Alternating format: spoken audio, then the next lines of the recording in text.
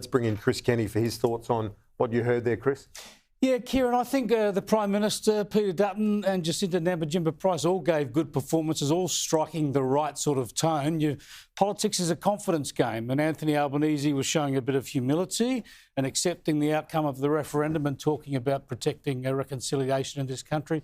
Peter Dutton, on the other hand, seemed a bit of a spring in his step, found his line and length, and he was very, very confident. But most of them, and Jacinta, of course, has been the star of this campaign and struck a nice sort of conciliatory tone. But each of them had their political furphies in there as well. All the furphies are still going, and that's been the problem with this thing. There's too much partisan politics in it and not enough bipartisanship, as most of them seem to mention as well.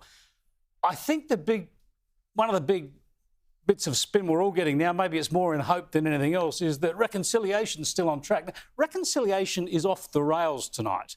Right? Now, it's good that everybody's committed to getting it back on the rails, and it has to, but this is what it was building to. It's off the rails, and the country needs to take a deep breath and work out how to get it back on the rails with Indigenous people and work out what the next steps are. And I thought that was, I suppose, an encouraging sign from Anthony Albanese. He talked about a bipartisan process already, and that's what they need to do, is get together and start talking about how reconciliation can get back on the rails. I do just want to mention some of the Indigenous leaders who are criticised by many, but people like Noel Pearson, Marcia Langton, Megan Davis, Rachel Perkins, Sean Gordon, who was here earlier, and so many others have put their life's work into this over many, many decades. They haven't done this for glory or for money. They've done it because of a sense of purpose for this country. Agree with them or disagree with them, they've been fantastic leaders and added to the intellectual depth of all these discussions.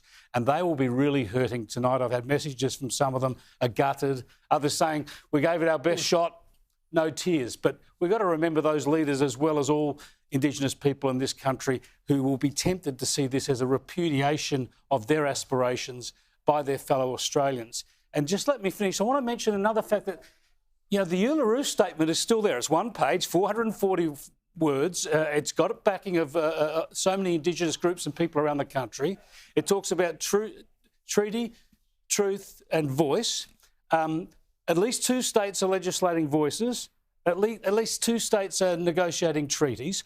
All of this is going to go on. I mean, pretend it away if you like, but all of this is going on in this country. And one of the challenges of this outcome, accept it as we all do, but one of the challenges that our leaders, our political leaders, need to think about is if you're having voices and treaties negotiated by state governments around the country, and the federal government has now been repudiated by this referendum result, is the federal government then checking itself out of this important policy process? It'll be driven by the states and not the federal government. Absolutely. Yeah, that's a problem, because the federal government needs to be involved. No, it doesn't, Chris. Well, I think it does. No. Mate, have you just watched the last 4 hours unfold? Right? The Australian people, the so-called advisory, the first door has been closed by the Australian electorate, resoundingly closed. So there is no second door to a treaty. And Megan Davis is on the record saying we don't actually care about the so-called provincial or state treaties. The Holy Grail has always been a Commonwealth treaty. That's gone tonight. There will be treaties and voices. Well, the state, you know that. And the federal government needs to deal with that. Hang on, Chris, let me finish, please. Let me finish, please. State treaties or provincial treaties have no standing in international law. The only treaty that ever matters, and it's the one that Megan Davis is on the record as saying that matters, is a Commonwealth treaty. That is gone tonight.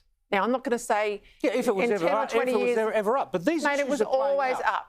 And Canberra is not disinterested in Chris. Pretty big message to the states, but mate, look at those results. Exactly. Yeah. If you're a Premier tonight, you're looking at that. You're looking at that going on. Resounding. Well, exactly. Yeah. So a big lesson to the state premiers out there. It's gone. And want to be money premiers. Out of the budget, gone.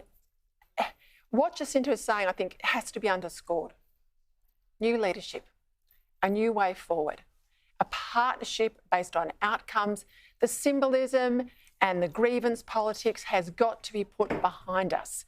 You don't get to choose what the Australian people will accept. You don't put up a referendum and then bludgeon them and say that they're terrible and then get cranky at the other end that they don't want it. They don't want what has been on the table. They wanted it in 1999 but the issues are still there, and they Peter. didn't want it now. They can't, no one can brush aside the issues. They are there to be dealt with, and the coalition just had 9 years to deal with them, and we all accept that this current situation is deplorable, and the federal government is going to have to play into them some way.